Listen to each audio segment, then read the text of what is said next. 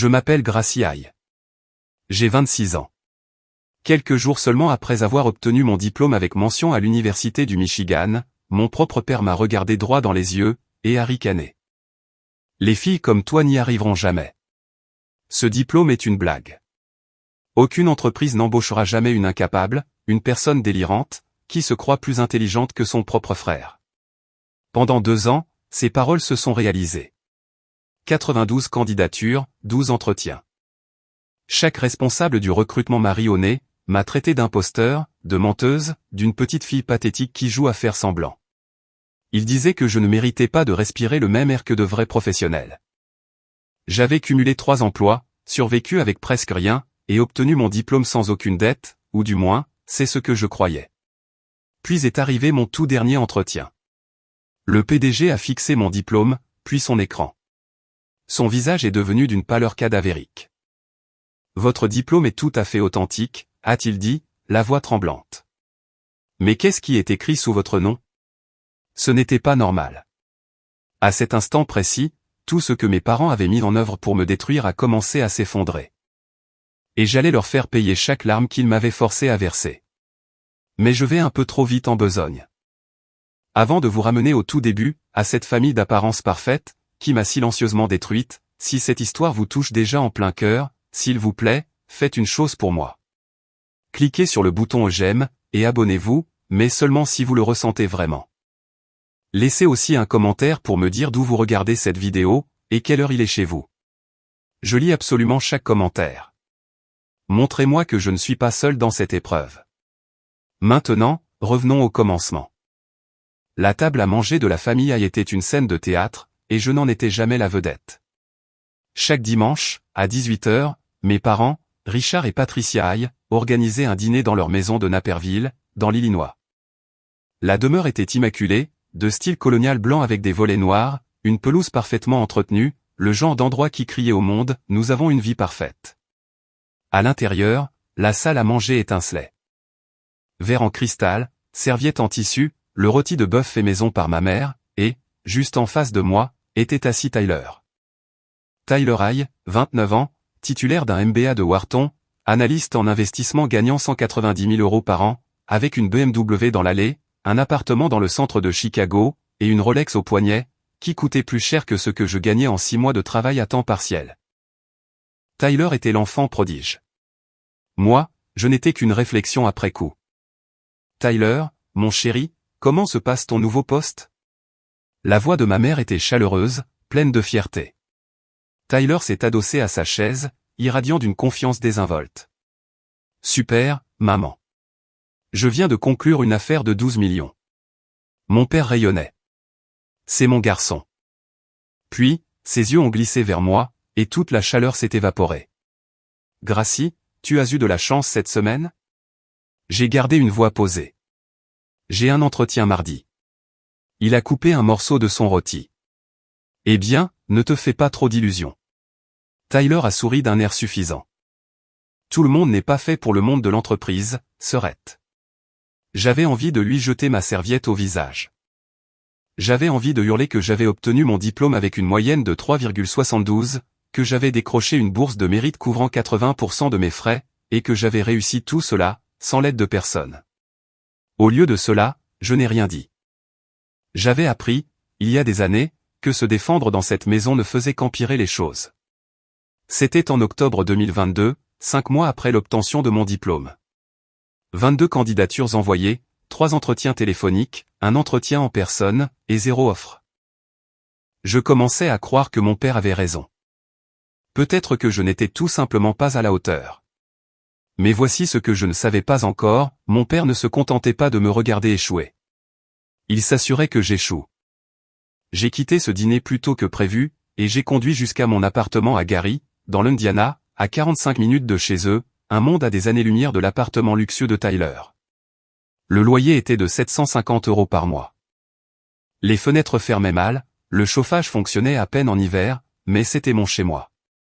Je me suis assise à ma minuscule table de cuisine, j'ai ouvert mon ordinateur portable, et j'ai fixé mon tableau de bord. Suivi principal de recherche d'emploi 2022. 22 lignes, 22 entreprises, 22 variations de la phrase, nous avons décidé de retenir d'autres candidats. Quelque chose clochait. Mes entretiens se passaient bien. Je m'y préparais, je faisais des recherches, je donnais des réponses solides. Les recruteurs souriaient, disaient que j'étais exactement ce qu'ils cherchaient, s'enquéraient de ma disponibilité pour commencer, puis, c'était le silence. Ou pire, je recevais un email de refus, invoquant des inquiétudes suite à la vérification de mes antécédents. J'ai ouvert mon profil LinkedIn, changé ma photo de profil, réécrit mon résumé, et j'ai postulé à 5 autres entreprises cette semaine-là. Le même schéma allait se répéter. Les gens me demandent pourquoi j'ai continué à essayer, pourquoi je n'ai pas abandonné après les 10 premiers refus, ou les 20 premiers, ou même les 50 premiers. La réponse est simple. Ce diplôme représentait absolument tout pour moi. Laissez-moi vous parler de l'Université du Michigan, promotion 2022. J'ai reçu ma lettre d'acceptation en avril 2018. Une bourse de mérite à 80%, soit 48 000 € couverts. Il me restait à payer 12 000 € par an de ma poche. Mes parents n'ont rien célébré. Mon père a dit, c'est juste de la chance. Il devait probablement remplir un quota. Ne prends pas la grosse tête. Cette même semaine, Tyler a été admis au programme de MBA de Wharton. Mes parents ont acheté du champagne, invité des amis à la maison, et publié des messages sur Facebook à propos de leur fils si brillant. Après cela, j'ai cessé d'attendre leur approbation. J'ai enchaîné 2 boulots pendant mes études. À la bibliothèque du campus, du lundi au vendredi, de 15h à 18h, pour 12 € de l'heure. Le week-end, j'étais barista dans un café près du campus, de 6h à 14h, les samedis et dimanches, pour 11 € de l'heure, plus les pourboires. J'ai vécu dans le dortoir le moins cher en première année. En deuxième année, j'ai déménagé dans un appartement en colocation, avec 3 colocataires, une seule salle de bain, et des meubles achetés chez Emmaüs. J'ai pris le forfait repas le plus basique, j'ai fait une croix sur les matchs de football, et sur les voyages du spring break. Pendant que mes camarades de classe faisaient la fête, je remplissais des rayons, où je préparais des cafés lattés. Chaque semestre, je calculais mes dépenses au centime près, les frais de scolarité, le loyer, la nourriture, les livres, les transports. J'avais une marge de manœuvre de 300 €, et c'était tout. Mais j'ai obtenu mon diplôme sans aucune dette. Une moyenne de 3,72, et la mention avec honneur sur mon relevé de notes. Majeur en comptabilité, mineur en finance. Je l'avais fait toute seule. Sans aucun prêt, et sans la moindre aide financière de mes parents. Le jour de la remise des diplômes, en mai 2022, j'ai traversé cette scène et j'ai pleuré, non pas de joie, mais de soulagement. J'ai cherché mes parents dans la foule. Ils n'étaient pas là. Ils sont arrivés avec 30 minutes de retard, mettant cela sur le compte des embouteillages. Félicitations, a dit ma mère, en me regardant à peine. Où devrions-nous manger? Quelque part de pas trop cher, j'espère, a ajouté mon père en réajustant sa cravate. L'obtention du diplôme n'est que le début, Gracie. Maintenant, tu dois réellement trouver un emploi, et c'est ça la partie difficile. Tyler n'est pas venu. Il a envoyé un texto, occupé. Félicitations, je suppose. Nous sommes allés chez Applebee's. Mes parents ont partagé une entrée, et moi, j'ai commandé de l'eau. Ce soir-là, seul dans mon appartement, j'ai encadré mon diplôme, et je l'ai accroché au mur, juste au-dessus de mon bureau. C'était la première chose que je voyais chaque matin. Il représentait 4 années de sacrifice, 6240 heures de travail, 48 000 € de bourse que j'avais méritée, et 12 000 € que j'avais économisés, sou par sou. Il était à moi, bien réel, et intouchable. Ou du moins, c'est ce que je croyais. À l'été 2022, j'ai postulé à 22 postes en comptabilité, ciblant les 4 grands cabinets, Deloitte, PwC, EY, KPMG, des cabinets régionaux de taille moyenne, ainsi que des postes d'analyste financier junior en entreprise. J'ai obtenu 3 entretiens téléphoniques. Le premier était avec Deloitte. Le recruteur semblait enthousiaste, votre moyenne est excellente, et votre éthique de travail est impressionnante. Nous aimerions vous faire passer à l'étape suivante. La vérification des antécédents a été demandée le 5 juillet.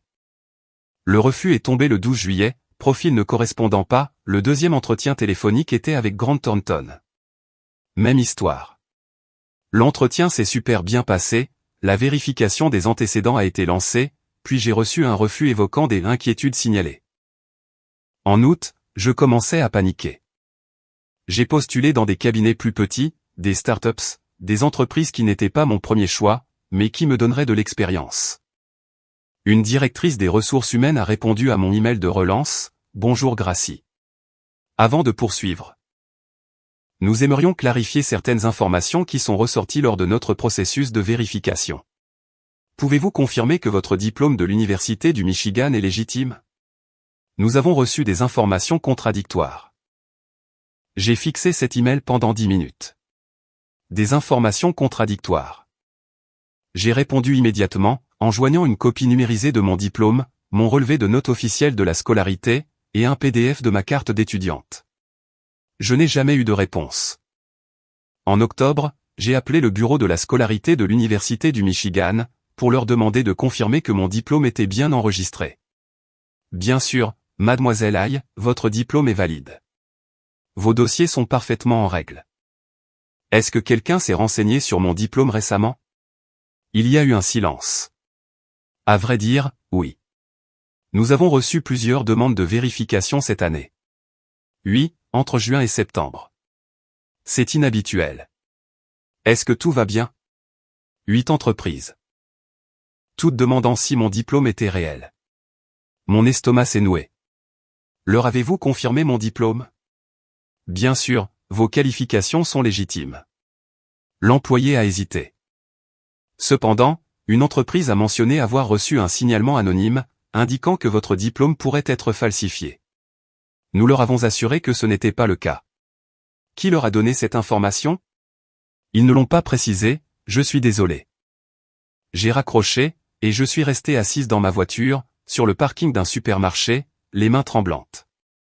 Quelqu'un me sabotait activement. Ce soir-là, je suis allé au dîner de famille.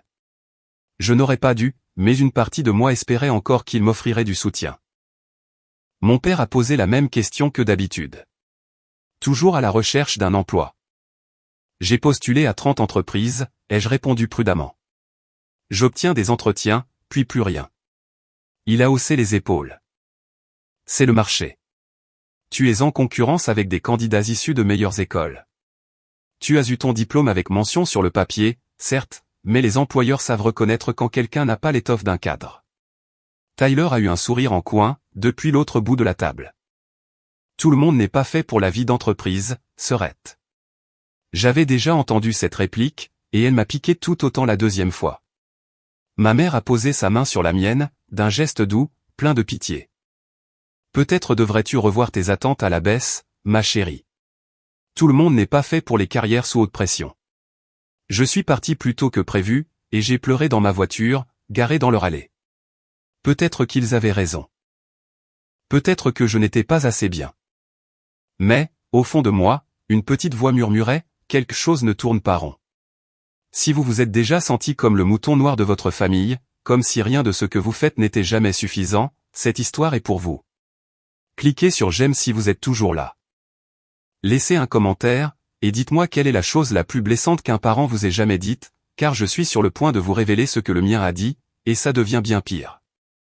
En décembre 2022, j'avais créé un tableau Excel pour analyser la situation. Nom de l'entreprise, date de candidature, date de l'entretien téléphonique, date de demande de vérification des antécédents, date de refus, motif invoqué. Ligne après ligne, candidature après candidature, les chiffres ne mentaient pas. Taux de réussite avant la vérification des antécédents, 35%.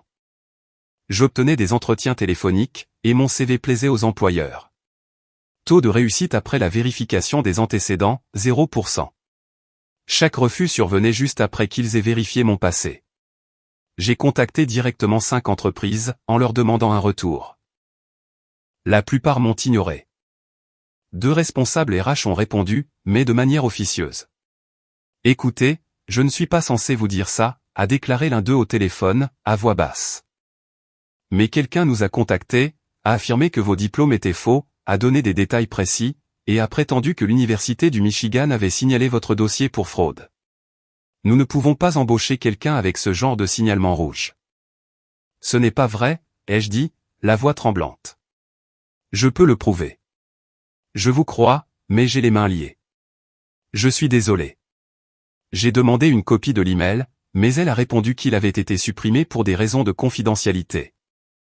La deuxième représentante des RH m'a raconté exactement la même histoire, un email anonyme, des accusations précises, et une plainte pour fraude liée à l'Université du Michigan. Quelqu'un envoyait des emails à mon sujet, aux entreprises auxquelles j'avais postulé, avant même que je n'arrive à l'étape de l'entretien. Quelqu'un qui avait des ressources. Quelqu'un qui savait précisément quelles entreprises je ciblais. Quelqu'un qui voulait absolument me voir échouer. En février 2023, j'ai relancé le bureau de la scolarité du Michigan, et j'ai exigé un audit complet de mon dossier.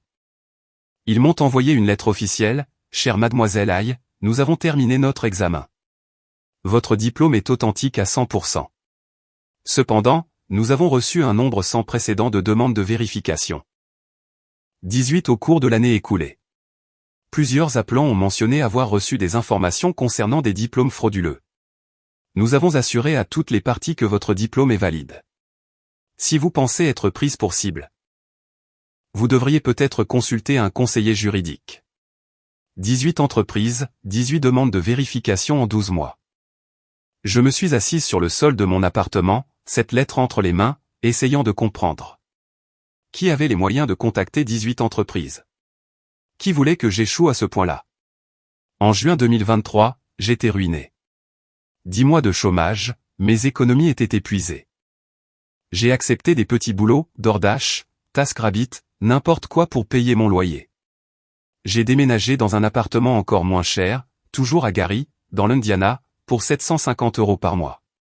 Mais c'était dans un quartier où j'entendais des coups de feu la nuit. Ma voiture n'a pas passé le contrôle technique, et nécessitait 800 € de réparation que je n'avais pas. Il me restait 186 € sur mon compte bancaire. J'ai sauté des repas, et j'ai perdu 10 kilos, non pas intentionnellement, mais simplement parce que je ne pouvais plus m'acheter à manger. En juillet, mon père a appelé. Gracie, j'ai entendu dire que tu avais des difficultés. Je veux t'aider. Pendant un bref et stupide instant, j'ai ressenti de l'espoir. Je t'offre un poste dans mon cabinet de conseil. 38 000 € par an. Un poste d'assistante.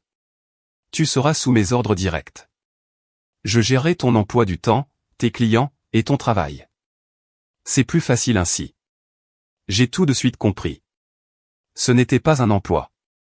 C'était une cage. Quel est le salaire, déjà, ai-je demandé, pour gagner du temps? 38 000 €. En plus, je paierai ton loyer. Tu pourras revenir vivre à la maison, économiser de l'argent, et tu travailleras pour moi. Bien sûr, je devrais m'assurer que tu fais les choses correctement. Merci, papa, mais je trouverai quelque chose par moi-même. Sa voix est devenue glaciale. Très bien. Mais quand tu toucheras le fond, ne viens pas pleurer dans mes bras. Et il a raccroché. Août 2024. Avis d'expulsion, 30 jours pour quitter les lieux. Je postulais pour des emplois dans la vente au détail, juste pour survivre. J'étais assise sur le sol de mon appartement vide, ayant vendu mes meubles pour payer le loyer, et je tenais mon diplôme entre mes mains. 4 ans, ai-je murmuré. 60 000 heures de travail, et personne ne croit que tu es vrai. J'ai failli abandonner ce soir-là. J'ai vraiment failli. Mais je me suis fait une promesse, encore un essai. Si ça ne marche pas, je quitterai l'Illinois, et je recommencerai à zéro quelque part où personne ne connaît mon nom. J'ai créé un nouveau CV, j'ai retiré l'Université du Michigan de l'en-tête, et je n'ai listé que mes compétences et mon expérience. J'ai postulé à 8 entreprises sous un nom légèrement modifié, G-Lail, au lieu de Gracie Aye. J'ai obtenu 3 entretiens. Tous se sont bien passés. Tous ont procédé à une vérification de mes antécédents. Et tous les 3 m'ont rejeté. Le problème, ce n'était pas mon diplôme. Le problème, c'était moi. Quelqu'un s'était assuré que je ne travaillerais jamais dans la comptabilité. La fin de 2023 a glissé doucement vers le début de 2024. J'ai arrêté de répondre aux appels de mes amis d'université, et j'ai supprimé mon compte LinkedIn. Je ne supportais plus de voir leurs publications de réussite, les nouveaux posts chez PwC, les promotions, les photos de bureau, les célébrations en afterwork. Pendant ce temps, moi, je livrais de la nourriture dans une Honda Civic vieille de 12 ans, avec un pare-brise fissuré. Mes parents ont accentué la pression. Mon père a commencé à m'appeler toutes les semaines. L'offre tient toujours. Viens travailler pour moi. Ma mère m'envoyait des colis de secours, de la soupe en boîte, et des billets de 20 € glissés dans des cartes de vœux, avec des mots comme « Nous nous inquiétons pour toi ». Tyler m'a envoyé un texto, une seule fois, « Prends le boulot. Tu leur fais honte ». J'avais l'impression d'étouffer. Chaque dîner de famille devenait obligatoire. Mon père m'envoyait un message, « Dîner dimanche. Sois là ». Si je répondais que j'étais occupé, il répliquait, « Tu es au chômage. Tu n'es pas occupé. 18 h. Alors j'y allais. Je m'asseyais à cette table, j'écoutais Tyler parler de ses primes, de ses vacances à Aspen, de sa nouvelle Tesla, et je me sentais devenir de plus en plus petite. En janvier 2024, j'ai fait ma première crise de panique. J'étais dans un supermarché, debout devant le rayon des œufs. Il coûtait 4 €. Il me restait 6 € sur mon compte courant, et le loyer devait être payé dans 2 jours. Je ne pouvais pas m'offrir d'œufs. Mes mains ont commencé à trembler, ma vision s'est brouillée, je n'arrivais plus à respirer. La caissière m'a demandé si j'allais bien. J'ai couru dehors, je me suis enfermé dans ma voiture, et j'ai éclaté en sanglots. J'étais devenu l'échec que mon père avait prédit. Je suis allé dans un dispensaire gratuit en mars. Le médecin a diagnostiqué de l'anxiété, et m'a prescrit des médicaments que je ne pouvais pas me payer. « Avez-vous du soutien à la maison ?» a-t-elle demandé doucement. J'ai menti. Oui. Puis, en avril 2024, la lettre est arrivée. Un courrier recommandé. Adresse de l'expéditeur, NCB Management Service. Je l'ai ouverte, debout dans le couloir de mon immeuble. Dernier avis. Ceci est une tentative de recouvrement de créances. Vous devez actuellement la somme de 385 622,18 € pour défaut de paiement de prêt étudiant. Tout manquement à répondre dans les 30 jours entraînera une saisie sur salaire et des poursuites judiciaires. Je l'ai lu 3 fois. 385 000 €. Je n'avais jamais contracté de prêt de ma vie. J'ai appelé le numéro indiqué sur la lettre. Un système automatisé a répondu. Dossier pour Gracie. Numéro de sécurité sociale se terminant par 8392. Solde, 385 622,18 €. Ce compte est en souffrance depuis plus de 90 jours. Veuillez patienter pour parler à un conseiller. J'ai raccroché, j'ai ouvert mon ordinateur portable avec des mains tremblantes, et j'ai tapé comment vérifier son rapport de crédit gratuitement. Je suis allé sur annualcreditreport.com, qui permet d'obtenir un rapport gratuit par an. J'ai entré mes informations, numéro de sécurité sociale, date de naissance, adresse. La page s'est chargée. Score de crédit, 510. Mon estomac s'est retourné. J'ai fait défiler la page vers le bas. Compte en souffrance, 8 dette totale, 385 622 €. Compte 1, prêt étudiant Salimae, ouvert en mars 2016. Solde, 55 120 €. Statut, en souffrance depuis plus de 90 jours. Compte 2, prêt privé Navi, ouvert en août 2017. Solde, 48 350 €. Statut, en souffrance depuis plus de 90 jours. La liste s'allongeait.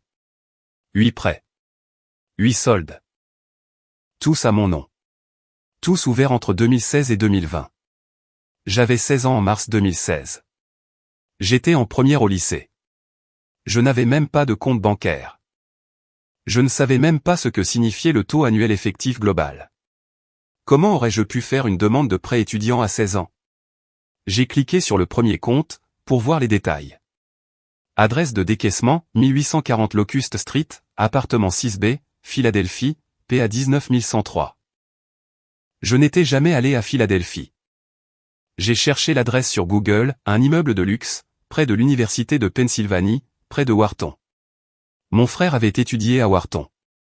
Mon frère avait vécu à Philadelphie de 2018 à 2020. J'ai appelé Salimae, les mains tremblant tellement que j'arrivais à peine à tenir mon téléphone. J'ai besoin d'informations sur un compte à mon nom. Je ne l'ai pas ouvert. Le conseiller a ouvert mon dossier. Prêt ouvert le 15 mars 2016. Emprunteuse, Gracie. Demande soumise en ligne. Fonds versés sur le compte bancaire se terminant par 6238. Je n'ai pas ouvert ce compte. La demande comporte une signature électronique, madame. J'avais 16 ans. Pouvez-vous m'en envoyer une copie? Nous pouvons vous envoyer la demande originale par email, mais cela ressemble à une usurpation d'identité. Vous devriez déposer une plainte à la police. L'email est arrivé 20 minutes plus tard. J'ai ouvert le PDF. Il y avait mon nom, mon numéro de sécurité sociale, ma date de naissance, et, tout en bas, une signature. Graciaille, écrite en lettres cursives. Cela ressemblait à ma signature. Assez proche, en tout cas. Les mêmes lettres, la même forme générale. Mais ce n'était pas la mienne. L'inclinaison était mauvaise. Les boucles étaient plus serrées, et la pression du stylo était différente. Quelqu'un s'était entraîné à écrire mon nom. Quelqu'un qui avait vu ma signature assez de fois pour la falsifier. Quelqu'un de ma famille. J'ai demandé les 8 dossiers de demande de prêt. Ils sont arrivés le lendemain. Je les ai étalés sur la table de ma cuisine, et j'ai étudié chaque signature. Tout était falsifié. Tout ressemblait à ma vraie signature, mais avec des erreurs. J'ai sorti mon permis de conduire, et j'ai comparé la signature. La mienne avait une boucle supérieure prononcée sur le G, une inclinaison de 45 degrés, et une pression uniforme. Les signatures des prêts avaient une boucle plus serrée, une inclinaison de 30 degrés, et une forte pression sur les traits ascendants. Quelqu'un avait copié ma signature, mais il n'était pas parfait. J'ai regardé les adresses de versement des fonds. Compte 1, mars 2016, 1840 Locust Street, Philadelphie. Compte 2, août 2017, 1840 Locust Street, Philadelphie. Compte 3, janvier 2018, 1840 Locust Street, Philadelphie. C'était l'adresse de Tyler. Sur chacun d'eux. J'ai ouvert le compte Instagram de Tyler, et j'ai fait défiler ses publications jusqu'en 2016. Le 20 mars 2016, photo d'un nouveau MacBook Pro. Légende, heure de la mise à niveau. Productivité. 5 jours après le versement du premier prêt. Août 2017, photo d'Europe, Barcelone, Paris, Rome. Légende, aventure estivale avant l'école supérieure. Quelques semaines après le deuxième prêt. Janvier 2018, photo devant le campus de Wharton. Premier jour du MBA. Béni l'avenir-bas et accent grave-bas moi. Quelques jours après le troisième prêt. Juillet 2019, photo d'une BMW. Nouveau bolide. Béni. Quelques semaines après le sixième prêt. Le schéma était indéniable. J'ai engagé un enquêteur privé spécialisé, avec 200 €, le dernier argent qu'il me restait. Je lui ai demandé d'identifier à qui appartenaient les comptes bancaires sur lesquels les prêts avaient été versés. Le rapport est arrivé une semaine plus tard. Compte se terminant par 6238, titulaire principal, Tyler Haye, ouvert en 2015, cosignataire, Richard Haye. Compte se terminant par 9103, titulaire principal, Tyler Haye, ouvert en 2018, cosignataire, Richard Haye. Compte se terminant par 2856, titulaire principal, Tyler Haye, ouvert en 2019, pas de cosignataire. Mon père était cosignataire des comptes de Tyler. Mon père avait accès à ses comptes. Il voyait chaque dépôt, chaque retrait.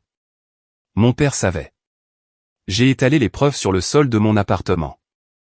8 demandes de prêt, les adresses de Tyler, les comptes bancaires de Tyler, le nom de mon père en tant que cosignataire.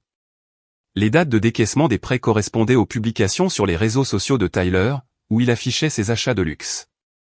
385 000 € volés à mon avenir, pour financer le présent de mon frère. J'avais le mobile. J'avais les moyens. J'avais la chronologie des faits. J'avais des témoins, les organismes de crédit, les banques, le bureau de la scolarité de l'université. Ce qui me manquait, c'était un moyen de pression. Si j'allais voir la police, ce serait ma parole contre celle de ma famille. Si je les confrontais, ils n'iraient tout en bloc, essaieraient de me faire passer pour folle, et me couperaient définitivement les ponts. J'avais besoin d'un allié. Quelqu'un d'extérieur à la famille, quelqu'un qui avait du pouvoir, des ressources, et une raison de me croire. J'avais besoin d'un dernier entretien. Mais d'abord, j'ai commis une erreur. J'ai cru que, peut-être, juste peut-être, si je leur montrais les preuves, ils avoueraient. Qu'ils s'excuseraient. Qu'ils répareraient tout ça. J'étais encore assez naïf pour espérer que ma famille m'aimait. Le 3 août 2024, j'ai demandé à organiser un dîner de famille. J'ai dit que c'était important. J'ai apporté mon dossier de preuves. 89 pages. Demande de prêts imprimés, rapport de solvabilité, relevé bancaire, capture d'écran des réseaux sociaux de Tyler. Ils étaient tous là. Richard, Patricia, Tyler. Mon père m'a regardé depuis l'autre bout de la table. De quoi s'agit-il? Tu avais l'air pressé. J'ai ouvert le dossier. J'ai découvert quelque chose sur mon rapport de crédit. Tyler s'est adossé à sa chaise, l'air décontracté. Rapport de crédit? Depuis quand tu vérifies ce genre de truc? J'ai fait glisser le premier document sur la table. Mon rapport de solvabilité. Score de 510. Une dette de 385 000 €. Quelqu'un a ouvert 8 prêts étudiants à mon nom, en commençant quand j'avais 16 ans. L'argent a été versé sur les comptes bancaires de Tyler. Le silence s'est abattu sur la pièce. Ma mère l'a rompu. Sa voix était douce, inquiète. Trop inquiète. Gracie, chérie, est-ce que tu te sens bien? Ça a l'air d'être de la paranoïa. J'ai des preuves. J'ai étalé les demandes de prêt. Ces signatures sont falsifiées. Les adresses de décaissement sont celles des appartements de Tyler à Philadelphie. Les comptes bancaires sont à son nom. Le visage de Tyler est devenu rouge. Quoi? C'est de la folie. Je ne sais rien de tout ça. Alors explique-moi pourquoi 55 000 € ont été déposés sur ton compte la semaine même où tu as acheté un nouveau MacBook. J'ai pris mes propres prêts pour mon MBA, à mon nom. Alors pourquoi ont-ils été versés au 1840 Locust Street, exactement aux dates indiquées sur ces prêts? C'est mon appartement. Et alors? Plein de gens vivent là-bas. Je me suis tourné vers mon père. Il n'avait même pas regardé les documents. Il me fixait, calme, glacial. Tu étais co-signataire de ces comptes, lui ai-je dit. Tu devais forcément être au courant. Mon père s'est adossé à sa chaise, et a réajusté sa cravate. Lorsqu'il a parlé, sa voix était mesurée, raisonnable. La voix d'un homme qui explique quelque chose à un enfant. Gracie, je comprends que tu sois frustré. 2 ans sans travail, c'est dur. Mais accuser ta famille de fraude, c'est très inquiétant. En as-tu parlé à quelqu'un? À un thérapeute? Je n'ai pas besoin d'une thérapie. J'ai besoin de réponses. Ces signatures sont falsifiées. Selon toi. Mais tu n'es pas une experte en graphologie. Tu es juste une fille au chômage, avec un diplôme que personne ne veut vérifier. Les mots m'ont frappé comme une gifle. Ma mère a tendu la main vers moi. Peut-être devrions-nous appeler le docteur Brennan. Gracie, tu n'es pas dans ton état normal. Je vais déposer une plainte à la police. Mon père s'est levé, me dominant de toute sa hauteur. Tu as fait quoi? J'ai signalé une usurpation d'identité. Parce que c'est de ça qu'il s'agit. Son masque est tombé, juste une seconde, mais je l'ai vu. La rage derrière la prétendue sollicitude. Tu viens de détruire la moindre chance que tu avais d'avoir une vie normale. J'ai essayé de t'aider, d'essayer de te protéger, et c'est comme ça que tu me remercies. Me protéger? Tu as passé ton temps à me saboter. Prouve-le. Sa voix était tranchante comme la glace. Tu as des preuves circonstancielles, des théories. Aucun employeur n'engagera quelqu'un qui accuse sa propre famille de fraude. Tu auras l'air instable, vindicative. Personne ne te croira. Tyler a eu un rictus. Bonne chance avec ta plainte à la police, Serette. Papa a des amis avocats. Mon père s'est penché en avant, assez près pour que je puisse voir le calcul froid dans ses yeux. Voici ce qui va se passer. Tu laisses tomber ces absurdités. Tu viens travailler pour moi. Tu reconstruis ta vie discrètement. Ou bien, il a fait une pause. Point ou bien je m'assure que tu ne travailleras plus jamais dans la comptabilité. J'ai des contacts dans 52 cabinets. Un seul appel de ma part, et tu es sur liste noire. Il a souri, d'un sourire cruel, satisfait. Oh, attends. J'ai déjà passé ces appels. La pièce a plongé dans le silence. Il venait de faire des aveux. Pas directement, mais suffisamment pour moi. J'ai récupéré mon dossier, et je suis sorti. Pas de larmes, pas de cris. Dans ma voiture, les mains tremblantes, j'ai réalisé qu'il l'avait admis, j'ai déjà passé ses appels. Mais j'étais seul. Toute ma famille était contre moi, je n'avais aucune ressource financière, et aucune preuve qui tiendrait devant un tribunal. Je me disais que je ferais peut-être mieux d'abandonner. Mon téléphone a vibré. Une notification de mail. Sujet, demande d'entretien Garrett Financial Vérification. J'ai failli le supprimer. Je ne me souvenais pas avoir postulé chez Garrett Financial Vérification. Mais quand j'ai vérifié mon dossier des candidatures envoyées, elle y était. Le 15 septembre 2024. Candidature numéro 90. L'offre d'emploi était « Analyste en vérification des antécédents, enquêter sur les fraudes au diplôme, vérifier les parcours scolaires, détecter les usurpations d'identité ». L'ironie de la situation ne m'a pas échappé. L'email était bref. Chère mademoiselle Aïe, merci pour votre candidature.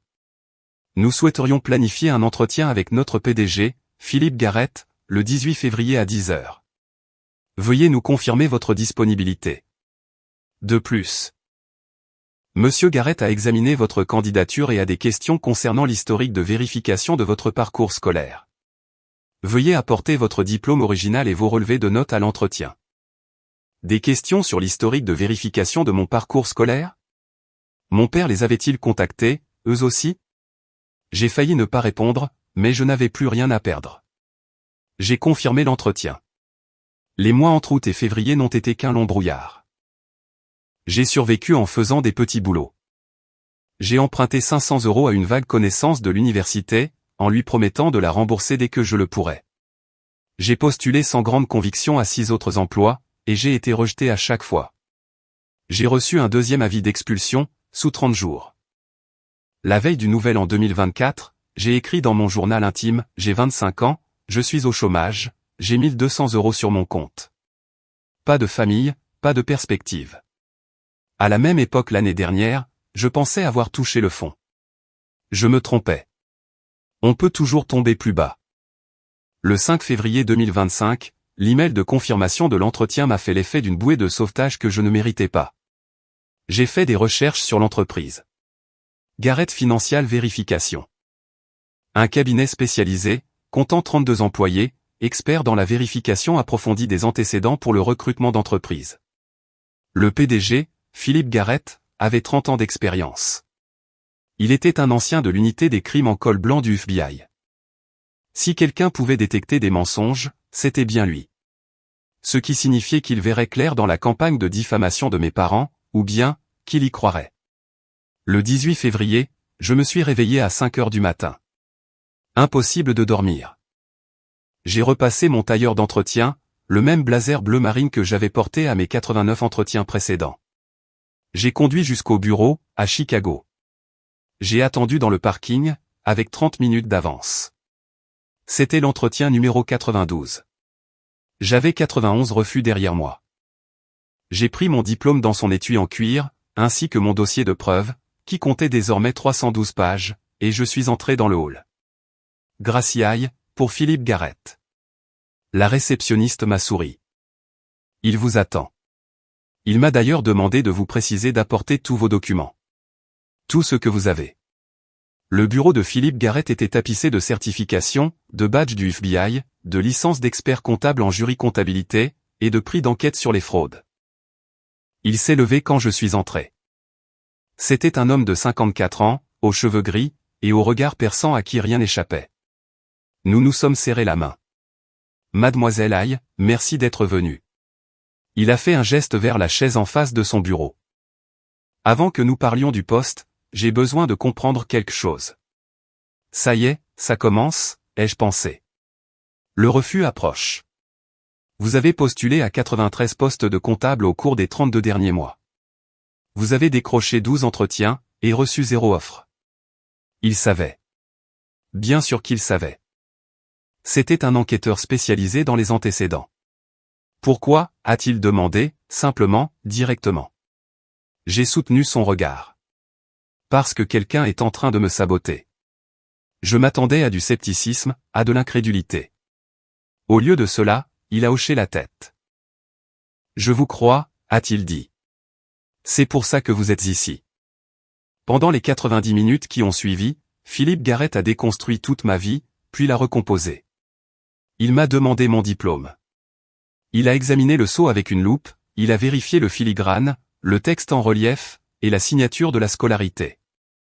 Ensuite, il a pris son téléphone, et a appelé l'Université du Michigan en mettant le haut-parleur. Oui, bonjour, c'est Philippe Garrett, de Garrett Financial Verification. J'ai une candidate qui affirme posséder un diplôme de votre établissement. Gracie Aille, diplômée en mai 2022, numéro d'étudiante en comptabilité 48 930 256. Pouvez-vous vérifier? J'ai retenu mon souffle. La voix de l'employé est sortie du haut-parleur, claire et nette. Un instant. Oui. Gracie Aille, Bachelor of Science en comptabilité, moyenne de 3,72, diplômée avec mention en mai 2022. Aucun signalement de fraude dans le dossier. Philippe tapait des notes. Y a-t-il le moindre problème avec ses diplômes? Aucun. Son diplôme est authentique. Il les a remerciés, a raccroché, et m'a regardé. Votre diplôme est parfaitement réel. L'université l'a confirmé. Un immense soulagement m'a envahi. J'ai senti les larmes me piquer les yeux. Alors pourquoi, a-t-il poursuivi, la vérification de vos antécédents a-t-elle été signalée par 52 entreprises? Il a tourné l'écran de son ordinateur vers moi. Mon rapport de solvabilité remplissait l'écran. Score, 510. Dette, 385 622. 8 prêts étudiants. Tous en souffrance. Je sais, ai-je murmuré. Je l'ai découvert il y a 2 mois. Avez-vous contracté ces prêts? Non. C'est bien ce que je pensais. Il a cliqué sur un autre écran. Regardez les dates. Le premier prêt a été ouvert en mars 2016. Vous aviez 16 ans. La loi fédérale exige que les emprunteurs aient au moins 18 ans pour souscrire à des prêts étudiants privés. La personne qui a ouvert ce prêt a immédiatement commis un crime. Il a ouvert un autre document, la demande de prêt. Puis-je voir un échantillon de votre vraie signature? Je lui ai tendu mon permis de conduire, mes relevés de notes de l'université, et mon diplôme. Il les a numérisés sur son ordinateur, et a superposé les signatures sur les demandes de prêt. Sur l'écran, les différences étaient flagrantes. Angle d'inclinaison, formation des boucles, point de pression du stylo. Voici votre vraie signature, a-t-il dit en pointant l'écran. Le G de Gracie a une boucle supérieure prononcée, une inclinaison de 45 degrés, et une pression régulière. Il est passé aux signatures des prêts. Celles-ci ont une boucle plus serrée, une inclinaison de 30 degrés, et une forte pression sur les traits montants. Quelqu'un s'est exercé à faire votre signature, mais ce n'est pas vous. J'ai commencé à pleurer. Ça fait 2 ans que j'essaie de dire ça aux gens. Personne ne m'a cru. Je suis un analyste judiciaire, a dit sa voix, bienveillante mais ferme. Les preuves ne mentent pas. Les gens, oui. Il s'est adossé à son siège. Savez-vous qui a accès à votre numéro de sécurité sociale? Mes parents. Mon frère. Parlez-moi d'eux. Alors je l'ai fait. Je lui ai tout raconté. Le style de vie de Tyler, les bourses qu'il n'avait pas eues, les achats de luxe qui coïncidaient avec les dates de décaissement des prêts. La campagne de sabotage de Richard, ses aveux indirects quand il m'avait dit « j'ai déjà passé ces appels », le dossier de preuves que j'avais constitué. Je lui ai parlé des 92 candidatures, des 12 entretiens, des 2 années de chômage, des crises de panique, et des avis d'expulsion. Quand j'ai fini, Philippe est resté silencieux pendant un long moment. Puis, il a ouvert un autre écran. Au cours des 32 derniers mois, j'ai reçu des demandes de vérification à votre sujet de la part de 52 entreprises. Beaucoup incluaient des informations anonymes concernant de faux diplômes. Il a fait défiler une base de données. Je conserve toutes les requêtes, y compris les adresses IP. Des lignes de données sont apparues. Demande de vérification, horodatage, adresse IP. 48 de ces demandes proviennent de la même adresse IP. Il a affiché une carte géographique. Une épingle rouge est apparue. Cette adresse, à Naperville dans l'Illinois, et enregistré au nom de Richard I Consulting LLC. Le bureau de mon père. Il avait envoyé des signalements anonymes depuis son ordinateur professionnel. Votre père dirige un cabinet de conseil, a demandé Philippe. Oui. Il voulait que je travaille là-bas. J'ai refusé. Donc, il s'est assuré que vous ne puissiez travailler nulle part ailleurs. La voix de Philippe était calme, clinique. C'est de la conspiration, de la diffamation, et possiblement de la fraude électronique s'il a utilisé des emails. Pouvez-vous le prouver? J'ai les métadonnées, les eurodatages, les registres d'adresses IP, et les en-têtes de mai, combinés à vos preuves de fraude sur les prêts. Il m'a regardé droit dans les yeux. Oui, je peux le prouver. Qu'est-ce que je fais, maintenant, ai-je demandé. Il a gardé le silence un instant. Ensuite, vous me laissez vous aider à monter un dossier en béton armé, et après, on rendra ça public. Il m'a proposé 3 choses. Premièrement, un poste, payé 68 000 € par an, en tant qu'analyste en vérification des antécédents. Deuxièmement, un soutien juridique, avec une mise en relation avec un avocat spécialisé dans l'usurpation d'identité. Troisièmement, une plateforme pour m'exprimer. Dans 4 semaines, je serai l'intervenant principal au sommet national des professionnels de la comptabilité et de la finance, à Chicago. 800 participants, une couverture médiatique. Je veux que vous soyez là. En tant que co-présentatrice. Nous présenterons votre cas comme un exemple de fraude financière familiale. Je l'ai dévisagé. Ma famille sera détruite. Votre famille vous a détruite, a-t-il répondu d'un ton égal. Il est temps de leur rendre l'appareil. Légalement. Ils nieront tout, et ils vous traiteront encore de folle. Laissez-les essayer. J'ai des preuves qu'ils ne pourront pas réfuter, et je m'assurerai que les bonnes personnes soient présentes dans le public. Il m'a tendu la main. Êtes-vous prête? J'ai repensé aux 92 rejets, aux 2 années d'enfer, au sourire cruel de mon père, et au rictus méprisant de Tyler. Je suis prête. Restez avec moi. Parce que ce qui se passe dans les 4 semaines suivantes, les preuves que nous découvrons, la conspiration que nous mettons au jour, et le moment où je me tiens devant 800 personnes pour dire la vérité, c'est là que tout bascule. Abonnez-vous si vous voulez voir comment cela se termine, vous ne voudrez pas rater ça. Pour la première fois depuis 2 ans, j'avais un emploi. J'ai commencé à travailler chez Garrett Financial le 19 février 2025. Un bureau dans un open space, un badge d'employé à mon nom, et un salaire qui allait réellement être versé sur mon compte. Mais pendant que je me concentrais sur l'apprentissage de mon nouveau rôle, l'équipe de Philippe, composée de 3 analystes judiciaires, enquêtait sur mon cas à plein temps.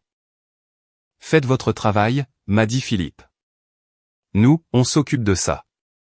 D'ici à ce que nous fassions la présentation au sommet, le dossier sera inattaquable. Première semaine. Ils ont assigné à comparaître les organismes de prêt. Les relevés bancaires sont revenus, montrant les dates exactes des versements sur les comptes de Tyler, et des retraits qui correspondaient à l'historique de ses réseaux sociaux avec une précision troublante. 15 mars 2016, dépôt de 55 000 €. 16 mars, retrait de 52 000 € en 3 transactions. 20 mars, Tyler poste une photo d'un nouveau MacBook Pro et de nouveaux meubles. 22 août 2017, dépôt de 48 000 €. 24 août, retrait de 45 000 €. 28 août, Tyler publie des photos de ses vacances en Europe. Le même schéma se répétait sans cesse. 8 prêts, 8 cycles de dépôt et de retrait, 8 séries d'achats de luxe. Les dépenses totales de Tyler sur 4 ans s'élevaient à 388 000 €. Le montant des prêts s'élevait à 385 000 €. L'arithmétique était accablante. Deuxième semaine.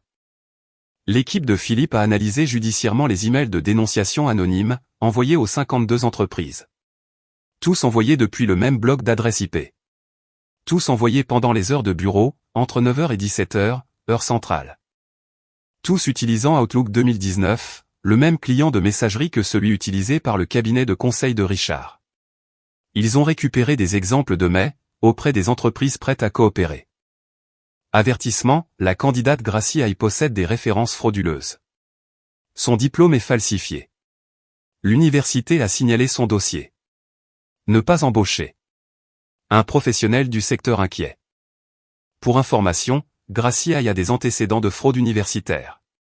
Son diplôme n'est pas légitime. Veuillez vérifier avant de donner suite. Sachez que Gracie High a fabriqué un diplôme de l'Université du Michigan. Elle n'y a jamais étudié. La vérification des antécédents révélera des divergences. 52 emails. Tous des mensonges. Tous traçables à l'adresse IP 198.51.100.68, enregistrée au nom de Richard High Consulting LLC. Mon père avait systématiquement détruit ma réputation, depuis l'ordinateur de son bureau. 3e semaine. Ils ont assigné à comparaître les registres téléphoniques de l'entreprise de Richard. 63 appels sortant vers les entreprises auxquelles j'avais postulé. Les dates correspondaient à l'historique de mes candidatures. La durée moyenne des appels était de 8 à 12 minutes. Il ne pouvait pas accéder au contenu des conversations, mais le schéma parlait de lui-même. 28 juin 2022, Richard appelle le service des ressources humaines de Deloitte, pendant 11 minutes. 18 juillet 2022, Richard appelle le recrutement de Grant Thornton, pendant 9 minutes. 5 août 2022, Richard appelle l'acquisition de talents chez KPMG, pendant 12 minutes. Chaque appel a eu lieu dans les jours suivant l'envoi de ma candidature. Chaque entreprise m'a rejeté après la vérification des antécédents. Philippe a engagé un expert en documents certifiés par les tribunaux, le Dr Janet Holloway, qui avait 25 ans d'expérience au sein du FBI. Elle a analysé les 8 signatures de prêt. Son rapport faisait 45 pages, mais sa conclusion tenait en un seul paragraphe. L'analyse a comparé les signatures connues avec les signatures remises en question. Constatation, écart d'inclinaison de 15 degrés, modèle de pression incohérent. Divergence dans la formation des lettres s'élevant en moyenne à 2-3 mm. L'analyse de la vitesse d'écriture montre des marques d'hésitation cohérentes avec une falsification. Conclusion, les signatures en question n'ont pas été rédigées par Gracie High. Probabilité de certitude, 99. 7%. 99, 7% de certitude. Les signatures étaient falsifiées. Le 8 mars, l'avocat de Philippe a contacté Tyler via LinkedIn, pour lui demander un entretien volontaire, dans le cadre d'une enquête pour fraude aux prêts étudiants. Tyler a accepté. Il pensait probablement pouvoir s'en sortir en bavardant. L'entretien a été enregistré, en présence de l'avocat. Tyler semblait nerveux, mais tentait de paraître confiant. Monsieur High, pouvez-vous expliquer comment 385 000 € de prêts étudiants contractés au nom de votre sœur, ont été déposés sur vos comptes bancaires? Je ne sais pas de quoi vous parlez. Nous avons les relevés bancaires. 8 dépôts entre 2016 et 2020. Compte se terminant par 6238, 9103 et 2856. Ce sont bien vos comptes, n'est-ce pas? C'est-à-dire que, oui, ce sont mes comptes, mais je ne suis au courant d'aucun prêt au nom de Gracie. Avez-vous étudié à Wharton? Oui. Comment avez-vous financé ces études? Tyler a hésité. Des prêts étudiants. Mes propres prêts. Sous quel nom? Le mien. Alors pourquoi nos dossiers indiquent-ils que des prêts au nom de Gracie High ont été versés à votre adresse à Philadelphie? Il n'y a eu qu'un silence. Nous vous recontacterons, Monsieur High. Ne quittez pas l'État. Tyler a compris, à ce moment-là, qu'il était dans de beaux draps. Pendant l'examen des documents, Philippe a remarqué autre chose. L'une des demandes de prêt, le prêt numéro 3, de janvier 2018, pour 62 000 €, comportait 2 signatures. L'emprunteuse, Gracie High. Et la cosignataire, pour la vérification des revenus, Patricia High. Mais la signature de Patricia ne correspondait pas à celle de son permis de conduire, ni à la signature présente sur mon acte de naissance. La signature de votre mère a également été falsifiée, m'a dit doucement Philippe. J'ai fixé le document. Vous pensez que mon père a imité sa signature? Soit ça, soit elle a signé sous la contrainte. Quoi qu'il en soit, elle ne connaissait peut-être pas l'ampleur de la situation. Cela ne l'excusait pas pour autant. Elle l'avait regardé me saboter pendant 2 ans. Elle m'avait traité de paranoïaque. Mais peut-être était-elle aussi une victime, à sa manière. Le 10 mars, nous avions toutes les pièces du puzzle. 8 demandes de prêts falsifiées, 385 000 € détournés vers Tyler, 52 emails diffamatoires envoyés depuis le bureau de Richard, 63 appels téléphoniques de sabotage, une analyse graphologique prouvant la falsification au-delà de tout doute raisonnable. Et l'entretien rempli de contradictions de Tyler. Les procureurs fédéraux pourraient accuser votre père d'usurpation d'identité, de fraude électronique, de fraude au prêt et de complot, a expliqué Philippe. On parle de dizaines d'années de prison. Tyler ferait face à des accusations de complicité. Et le sommet avait lieu dans 5 jours. Il m'a regardé très sérieusement. J'ai envoyé des invitations à la division des crimes financiers du FBI, au bureau du procureur général de l'Illinois, et à des représentants de la Federal Trade Commission. Il a fait une pause. Ainsi qu'à votre famille. Mon sang s'est glacé. Vous les avez invités? Ils doivent être présents lorsque la vérité éclatera. La justice n'est pas la justice si elle reste cachée. Le 11 mars, 4 jours avant le sommet. Mon téléphone a sonné. Numéro inconnu. Je n'ai pas répondu. Le message vocal disait, « Gracie, c'est ton père. Je ne sais pas ce que tu crois faire avec cette soi-disant enquête, mais il faut que tu arrêtes. Nous sommes une famille. La famille règle ses problèmes en privé. Rappelle-moi aujourd'hui. » Je l'ai effacé. Il a appelé 2 fois de plus, laissant des messages de plus en plus agités. « Si tu ne me rappelles pas d'ici 17 heures, je viens à ton bureau. » Il s'est pointé à 17h30. La réceptionniste a appelé Philippe. Philippe est descendu dans le hall. Je l'ai suivi. Mon père se tenait là, en costume cravate. L'image même du professionnalisme respectable. J'ai besoin de parler à ma fille, en privé. Philippe s'est interposé entre nous. Mademoiselle Aïe est mon employée. Elle ne souhaite pas vous parler. C'est une affaire de famille. Ne vous en mêlez pas, il s'agit d'une affaire de fraude fédérale, et je suis complètement impliqué. Les yeux de mon père ont cherché les miens. Gracie, quoi qu'il t'ait dit, ce n'est pas vrai. Je suis ton père. Je t'aime. Tu as détruit ma carrière pendant 2 ans. J'essayais de te protéger, pour t'éviter de faire des erreurs. Le monde de l'entreprise t'aurait dévoré toute crue. La voix de Philippe était glaciale. Monsieur Aïe, je vais vous demander de partir, ou j'appelle la police. Mon père a fait un pas vers moi. Cette histoire n'est pas terminée. Les agents de sécurité l'ont escorté vers la sortie. Il s'est retourné près de la porte, et m'a regardé. Tu vas regretter ça, Gracie. Le 12 mars, j'ai reçu une lettre recommandée d'un cabinet d'avocats, l'avocat de Richard. Une lettre de mise en demeure, menaçant de me poursuivre pour diffamation si je continuais à proférer de fausses accusations. Philippe l'a lu, et s'est mis à rire. Des menaces en l'air.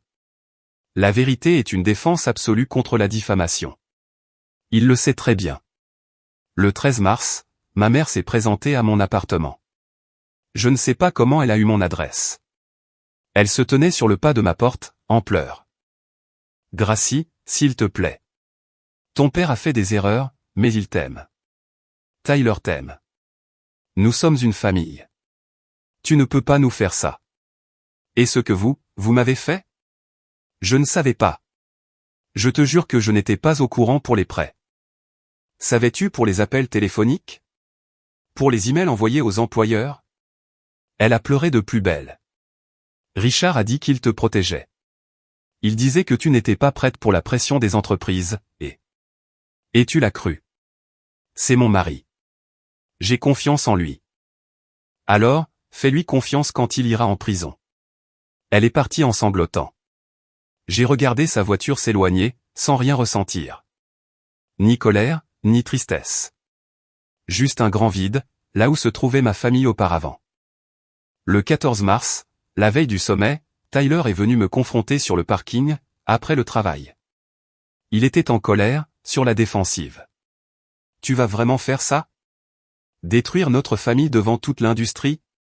Tu as utilisé mon nom pour voler 385 000 €. Je n'ai rien volé. Papa m'a aidé avec les prêts. Je ne savais pas qu'ils étaient à ton nom.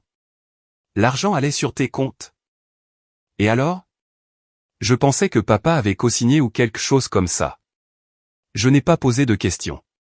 Et maintenant, tu vas ruiner ma vie pour une histoire de paperasse? Une histoire de paperasse? Mon crédit est détruit. J'ai été au chômage pendant 3 ans. J'ai failli me retrouver à la rue. Ce n'est pas de ma faute. Tu as raison. C'est de ta faute. Tu as choisi de ne pas te demander d'où venaient ces 385 000 euros. Le visage de Tyler est devenu rouge de colère. Je ne te pardonnerai jamais pour ça. Je n'ai pas besoin de ton pardon. J'ai besoin de justice. Ce soir-là, mon père a appelé une dernière fois, à 22 heures. J'ai failli ne pas répondre, mais je l'ai fait. Sa voix était froide, calculatrice. Gracie, c'est ta dernière chance. Laisse tomber. Tourne la page. Je peux même te faire un chèque de 50 000 euros. Un nouveau départ, dans une nouvelle ville. Et on n'en parle plus jamais. Tu essaies d'acheter mon silence. J'essaie de te protéger contre toi-même. Demain, tu vas monter sur cette scène, et accuser ta propre famille de fraude.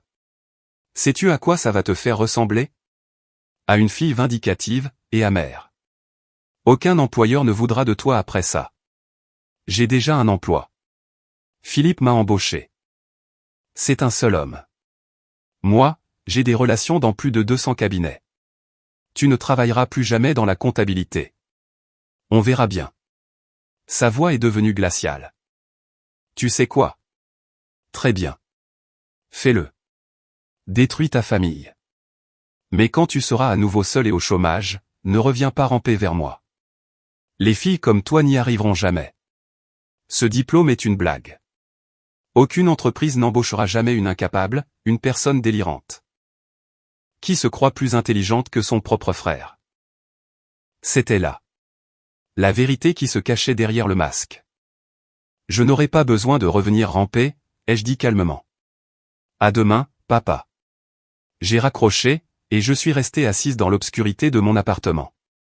Demain, j'allais faire face à 800 personnes, aux médias, aux enquêteurs fédéraux, et à ma famille. J'allais dire la vérité, et j'avais les preuves pour l'appuyer. 15 mars 2025. Je me suis réveillé à 6 heures du matin. J'ai enfilé mon nouveau tailleur, acheté avec mon premier salaire, un tailleur bleu marine, très professionnel. L'armure dont j'avais besoin. Philippe est passé me prendre à 7h30. Nerveuse, m'a-t-il demandé. Terrifiée. C'est une bonne chose, ça veut dire que ça compte pour vous. Rappelez-vous, tenez-vous en au fait. Laissez parler les preuves. Ne soyez pas émotive. S'il vous attaque, restez calme. Nous avons la vérité de notre côté. Et s'il ne me croit pas? J'ai invité des procureurs fédéraux, la FTC, le bureau du procureur général de l'Illinois et le FBI. Ils croiront aux preuves. C'est tout ce qui compte. Il a fait une pause. Au fait, votre famille a confirmé sa présence. Tous les trois. Chicago Marriott Magnificent Smile, la grande salle de bal. 800 places assises. Une scène avec un écran de projection. Une installation pour les médias. 6 médias différents, le Tribune, le Sun-Times, Crain's Chicago Business, Forbes, la NPR, et une chaîne de télévision locale. En coulisses, j'ai regardé le programme. Conférence principale, fraude financière familiale. Un récit de mise en garde, présenté par Philippe Garrett et Gracie Haye. Mon nom sur le programme d'un sommet professionnel. J'ai jeté un coup d'œil à travers le rideau, et je les ai vus entrer. Richard, confiant, dans un costume parfaitement taillé. Patricia, pâle, nerveuse. Tyler, furieux, les bras croisés. Ils se sont assis au 3e rang, au centre, avec une vue directe sur la scène. Ils étaient venus pour se défendre, ou pour m'attaquer. Je ne savais pas quelle option était la pire. Philippe m'a montré le premier rang. Sur le côté gauche, c'est l'agent spécial du FBI, Carla Reynolds. À côté d'elle, le procureur adjoint des États-Unis, James Morrison. Ils enquêtent de manière indépendante depuis que je leur ai envoyé vos preuves la semaine dernière. Ils enquêtent vraiment? Fraude aux prêts étudiants fédéraux, usurpation d'identité, fraude électronique. Il serait négligent de ne pas le faire. L'agent Reynolds a croisé le regard de Philippe, et a hoché la tête. Elle était prête. 9h55, plus que 5 minutes. Philippe m'a regardé. C'est la dernière chance de faire marche arrière. Je ne recule pas, alors, allons leur raconter une histoire qu'ils n'oublieront jamais. La voix du présentateur a retenti, veuillez accueillir Philippe Garrett, PDG de Garrett Financial Verification, et sa collègue Gracie Haye, pour la conférence d'aujourd'hui sur la fraude financière familiale. Les lumières se sont baissées, et les projecteurs ont illuminé la scène. Philippe s'est avancé en premier, confiant et expérimenté. Je l'ai suivi, les jambes tremblantes, le cœur battant à tout rompre, face à 800 regards tournés vers moi. Mon père est resté immobile. Tyler m'a foudroyé du regard. Patricia a baissé les yeux. Les agents du FBI observaient, leurs stylos prêts. Les caméras des médias se sont allumées. C'était le moment. Il n'y avait plus de retour en arrière possible. La voix de Philippe a résonné dans la salle. Merci de vous joindre à nous. Ce que vous allez entendre est l'histoire vraie de la façon dont une jeune diplômée en comptabilité, très brillante, s'est retrouvée inemployable pendant 2 ans. Non pas à cause de ses qualifications, mais parce que sa propre famille a commis une fraude fédérale en son nom. La salle est devenue silencieuse. Il s'est tourné vers l'écran. Mon diplôme est apparu, sur 4 mètres de large. Gracie Haye a obtenu son diplôme de l'Université du Michigan en 2022, avec mention. Elle a postulé à 92 postes en comptabilité sur une période de 33 mois. Elle a obtenu 12 entretiens, et reçu 0 offre. Diapositive suivante. Les 92 emails de refus. Pas parce qu'elle n'était pas qualifiée. Son diplôme est authentique, et il a été vérifié. Mais parce que quelqu'un détruisait systématiquement sa réputation. Il a regardé le public. Aujourd'hui, nous allons vous montrer qui, pourquoi, et comment. Je me suis avancé vers le microphone. Ma voix tremblait un peu au début, puis elle s'est stabilisée. J'avais 16 ans lorsque le premier prêt étudiant a été ouvert à mon nom. J'étais en première au lycée. Je n'avais pas de compte bancaire. Je ne savais pas ce qu'étaient les taux d'intérêt. La loi fédérale exige que les emprunteurs aient au moins 18 ans. Une diapositive est apparue. 15 mars 2016. Une demande de prêt. Mon nom, mon numéro de sécurité sociale. Et la signature, Gracie Haye. Alors, comment ce prêt a-t-il été approuvé?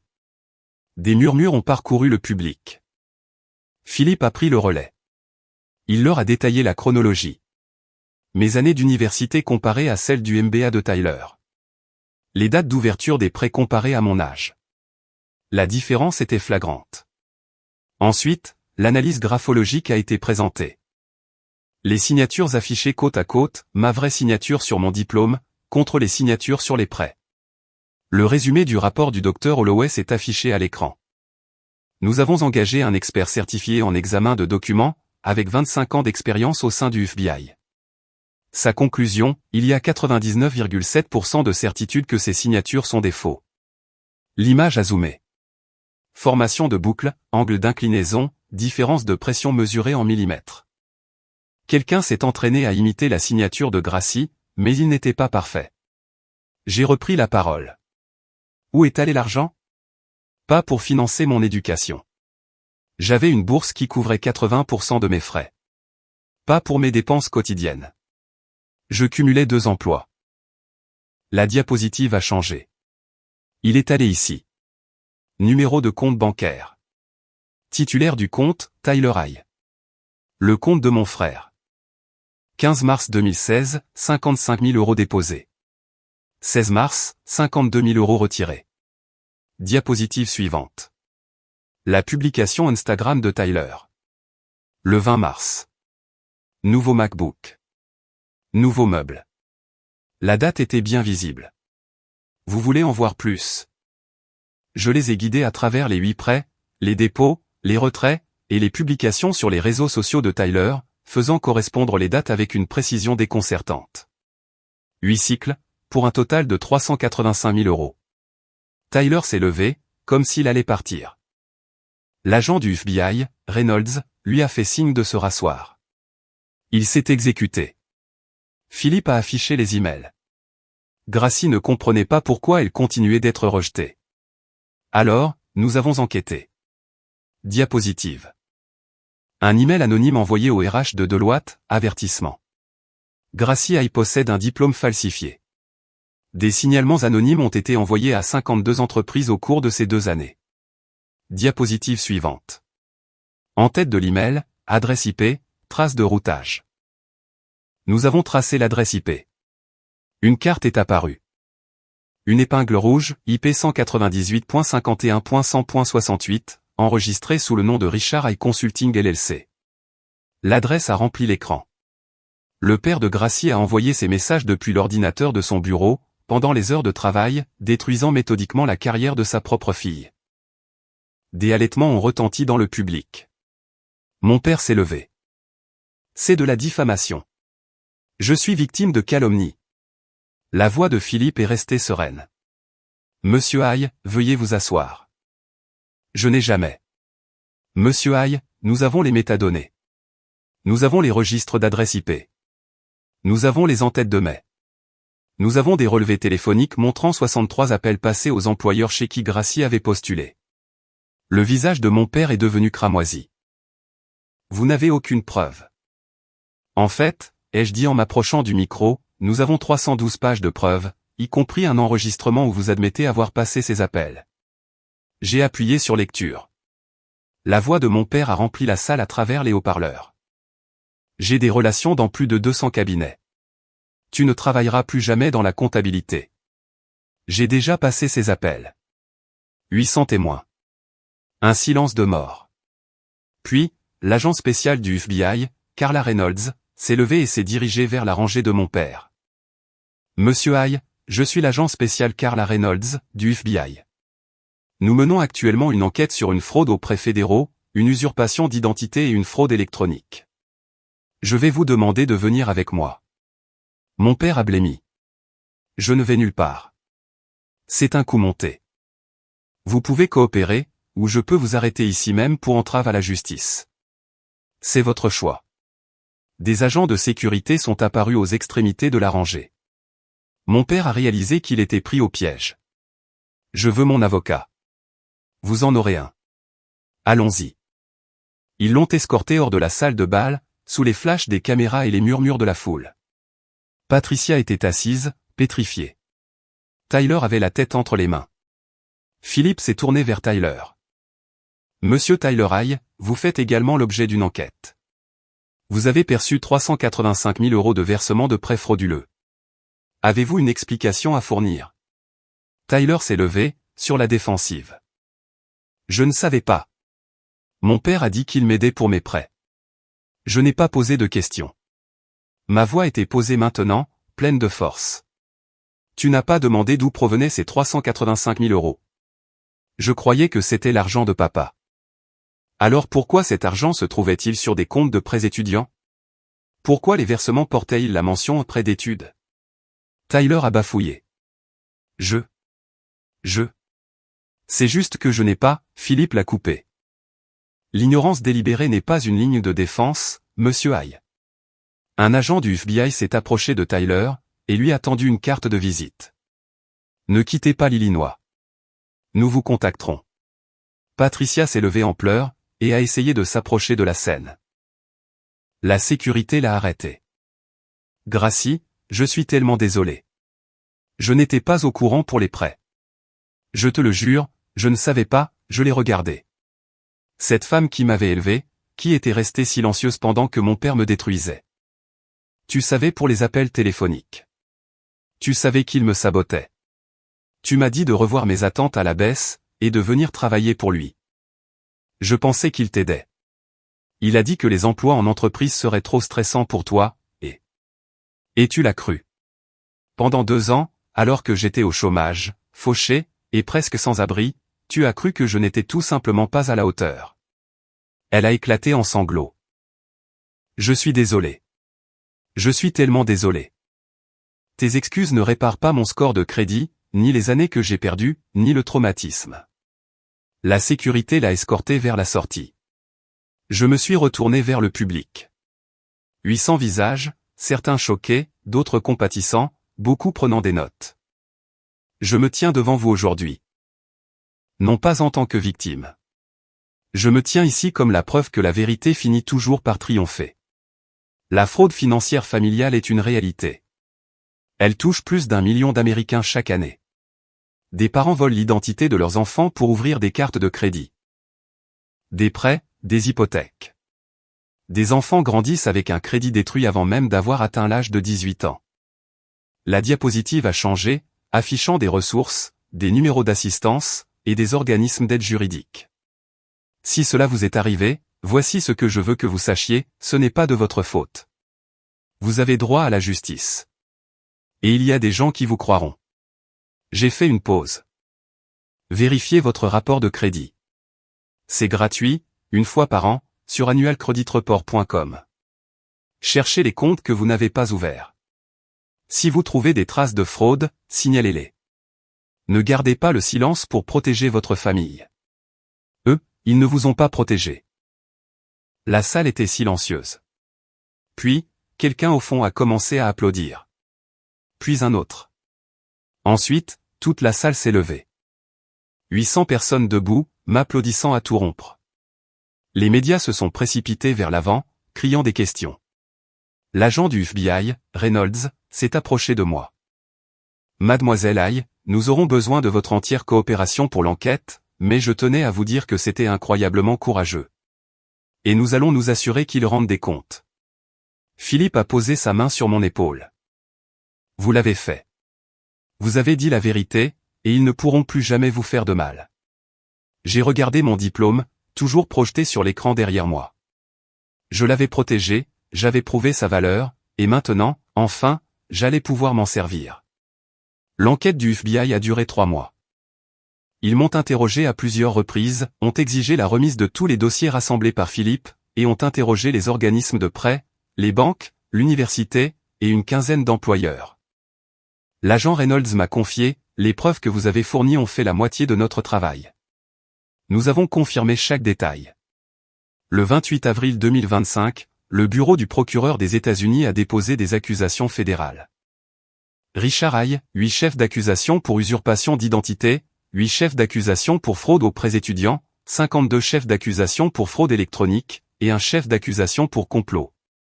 Peine maximale possible, plus de 1000 ans. Issue réaliste, avec un accord de plaider coupable, 15 à 25 ans. Tyler Aye, 8 chefs d'accusation pour complicité de fraude, un chef d'accusation pour blanchiment d'argent. Peine maximale, 50 ans. Peine réaliste, 5 à 10 ans. En mai, l'avocat de Richard a contacté le procureur au sujet d'un accord de plaider coupable. Le 15 juin, lors de l'audience au tribunal, je me suis assise dans la tribune du public, pendant que Richard Aye se tenait devant le juge. Il a plaidé coupable pour 5 chefs d'accusation, acceptant une peine de 12 ans dans une prison fédérale, 385 000 € de dédommagement, et 150 000 € d'amende. Tyler a plaidé coupable pour 2 chefs d'accusation, écopant de 4 ans de prison, avec une obligation solidaire de rembourser les victimes, conjointement avec Richard. Le juge a regardé mon père avec dégoût. Monsieur Aye, vous avez méthodiquement détruit l'avenir financier de votre fille, pour financer l'éducation et le style de vie de votre fils. Vous avez falsifié sa signature, usurpé son identité. Et saboté sa carrière pendant des années. Cette trahison de vos devoirs parentaux est inadmissible. Vous êtes condamné à 12 ans de prison fédérale, suivi de 3 ans de liberté conditionnelle surveillée. Vous devrez également payer un dédommagement intégral à votre fille. Ainsi que des dommages et intérêts. Mon père m'a regardé une dernière fois avant qu'il ne l'emmène. Pas un mot. Juste de la résignation. En juin 2025, un tribunal fédéral a ordonné la suppression des 8 prêts frauduleux de mon dossier de crédit. Dans les 30 jours, mon score de crédit est monté à 758. J'ai reçu une lettre officielle, chère mademoiselle Aye, conformément à l'ordonnance d'un tribunal fédéral. Tous les comptes de prêts étudiants associés à des activités frauduleuses ont été retirés de votre dossier de crédit. Votre score de crédit mis à jour est de 758. Vous n'êtes responsable d'aucune dette liée à ces comptes. Je l'ai encadré, et je l'ai accroché juste à côté de mon diplôme. Les 385 000 € de restitution ont été versés sur mon compte, à partir des biens saisis de Tyler et des comptes gelés de Richard. J'ai fait un don de 200 000 € à un fonds de bourse d'études destiné aux victimes de fraude. J'ai gardé 185 000 € comme fonds d'urgence, une sécurité que je n'avais jamais eue. Patricia n'a pas été inculpée. Les preuves étaient insuffisantes pour prouver qu'elle connaissait l'existence des prêts. Mais elle a demandé le divorce en juillet, et a publié des excuses publiques, par l'intermédiaire de son avocat, j'ai manqué à mes devoirs envers ma fille en ne remettant pas en question les actions de mon mari. Et en cautionnant son emprise. Je suis profondément désolé. Je respecte le besoin de distance de Gracie, et je ne la contacterai pas, à moins qu'elle ne le souhaite. Elle a déménagé en Arizona, loin du scandale. J'ai lu sa déclaration sans rien ressentir. Ni colère, ni pardon. Juste le sentiment qu'un chapitre était clos. En août 2025, Philippe m'a promu au poste d'analyste principal en vérification des antécédents, avec un salaire de 85 000 € par an, et m'a confié la direction d'une équipe de 3 analystes juniors. Je veux que vous dirigiez notre division dédiée aux fraudes familiales, m'a-t-il dit. Aidez d'autres personnes qui traversent ce que vous avez vécu. Mon premier cas a été celui d'une jeune femme de 22 ans, dont la mère avait ouvert 12 cartes de crédit à son nom. Je l'ai aidée à déposer une plainte à la police, je l'ai mise en contact avec l'aide juridique, et je l'ai accompagnée tout au long du processus. Elle a pleuré quand son dossier de crédit a été nettoyé. Merci, a-t-elle dit. Personne ne me croyait, jusqu'à vous. Moi, je vous crois, lui ai-je répondu. Et vous allez vous en sortir. En septembre 2025, j'ai emménagé dans un nouvel appartement, dans le quartier de Lincoln Park, à Chicago. 1800 € par mois. Un quartier sûr. Des fenêtres qui fermaient à clé. Un chauffage qui fonctionnait. De vrais meubles, achetés dans un vrai magasin. Je suis entré dans mon nouvel appartement, et j'ai pleuré. Pas de tristesse, mais de soulagement. J'avais de l'espace. J'avais la paix. J'étais en sécurité. Pour la première fois depuis l'obtention de mon diplôme, je me sentais comme une véritable adulte. Pas un échec, pas une victime. Juste moi-même. J'ai commencé une thérapie en octobre, avec des séances hebdomadaires. Que ressentez-vous à l'égard de votre père, aujourd'hui, m'a demandé ma thérapeute. Je ne sais pas. Je ne suis plus en colère. Je suis juste triste. Triste qu'il ait choisi le contrôle plutôt que l'amour.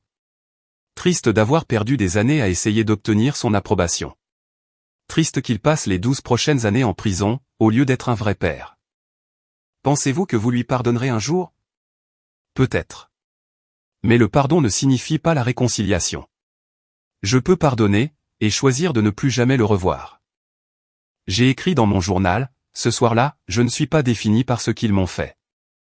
Je suis défini par la façon dont j'y ai survécu. En novembre 2025, j'ai renoué avec des amis d'université. J'ai pris un café avec Amy, mon ancienne colocataire. J'ai vu ta présentation au sommet, m'a-t-elle dit. Je n'avais aucune idée que tu traversais ça. Je suis tellement désolé qu'on ait perdu contact. C'est d'accord. J'ai repoussé tout le monde. J'avais honte. Tu n'as pas à avoir honte de quoi que ce soit. Tu es une battante. Nous avons ri. Un vrai rire. Le genre de rire que je n'avais pas ressenti depuis des années. En décembre 2025, j'ai commencé à faire du bénévolat, en animant des ateliers d'éducation financière dans un centre communautaire. 45 jeunes adultes se sont présentés à ma première séance. Le fait que vos parents aient votre numéro de sécurité sociale, ne leur donne pas le droit de l'utiliser, leur ai-je expliqué. Si vous avez 18 ans ou plus, vérifiez votre rapport de crédit. Assurez-vous que personne n'a ouvert de compte à votre nom. Et si c'est le cas, même s'il s'agit d'un membre de votre famille, vous avez le droit de le signaler. Vous ne les trahissez pas. Ce sont eux qui vous ont trahi. Une jeune femme a levé la main. Ma mère a ouvert une carte de crédit à mon nom quand j'avais 17 ans. Je l'ai découvert le mois dernier. Je ne sais pas quoi faire. Après cet atelier, venez me voir. Je vais vous aider. 8 personnes sont venues me voir avec leurs propres histoires de fraude familiale. Je les ai toutes aidées. Avril 2026. Un an s'est écoulé depuis le sommet. 52 semaines depuis l'arrestation de mon père. 365 jours depuis que j'ai cessé d'être inemployable, pour devenir inarrêtable. J'ai 26 ans aujourd'hui. J'ai une carrière que j'adore. J'aide des gens qui sont pris au piège, de la même manière que je l'étais. Je dors la nuit sans faire de crise de panique. Je consulte mon compte bancaire sans avoir peur. Mon score de crédit est de 782. J'ai des économies. J'ai de la stabilité. J'ai récupéré mon identité. Mon père a encore 12 ans à purger. Tyler en a encore 3. Patricia m'a envoyé une carte d'anniversaire cette année. Je ne l'ai pas ouverte. Peut-être qu'un jour je le ferai, mais pas aujourd'hui. Les gens me demandent, est-ce que ça en valait la peine? Perdre sa famille, rendre l'affaire publique, revivre le traumatisme. Et je leur réponds que je n'ai pas perdu ma famille. Ce sont eux qui m'ont perdu. Il y a une différence. Il y a un an, en me tenant sur cette scène, j'étais animé par la colère. Je voulais me venger. Je voulais qu'ils souffrent, comme j'avais souffert. Et je l'ai eu, ma vengeance. Ils sont en prison, et leurs vies sont détruites. Mais le problème avec la vengeance, c'est qu'elle ne vous guérit pas vraiment. La justice, si. Fixer des limites, oui. Construire une vie qu'ils ne pourront plus jamais détruire, ça vous guérit.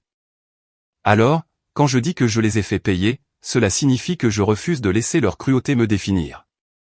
J'ai choisi d'aider les autres, au lieu de devenir aigri. J'ai choisi la liberté plutôt que la rage. C'est ça, la véritable victoire. Si vous regardez cette vidéo, et que vous avez été mis sur liste noire, manipulé ou saboté par votre famille, j'ai besoin que vous entendiez ceci. Vous n'êtes pas fou. Vous n'êtes pas ingrat. Vous n'êtes pas le problème. Vérifiez votre rapport de crédit aujourd'hui, tout de suite. Allez sur annualcreditreport.com. C'est gratuit. Cherchez les comptes que vous n'avez pas ouverts, les prêts que vous n'avez pas contractés, et les dettes que vous ne reconnaissez pas. Si vous trouvez une fraude, signalez-la. Même s'il s'agit de vos parents, même s'il s'agit de vos frères et sœurs, et même si les gens disent que vous détruisez la famille. Ils vous ont détruit en premier. Vous ne faites que vous protéger. Et si quelqu'un vous dit que les filles comme vous ne réussissent pas, prouvez-lui le contraire. C'est ce que j'ai fait. Si cette histoire a résonné en vous, s'il vous plaît, partagez-la. Il y a des millions de personnes qui vivent ce cauchemar en ce moment même, et elles ont besoin de savoir qu'elles ne sont pas seules. Et si vous êtes l'une d'entre elles, envoyez-moi un message dans les commentaires. Je lis absolument tout. Je ne peux pas toujours répondre, mais je vous lis, et je vous crois. Je m'appelle Gracie Aye. J'ai 26 ans, et j'ai repris le contrôle de mon avenir. Vous le pouvez aussi.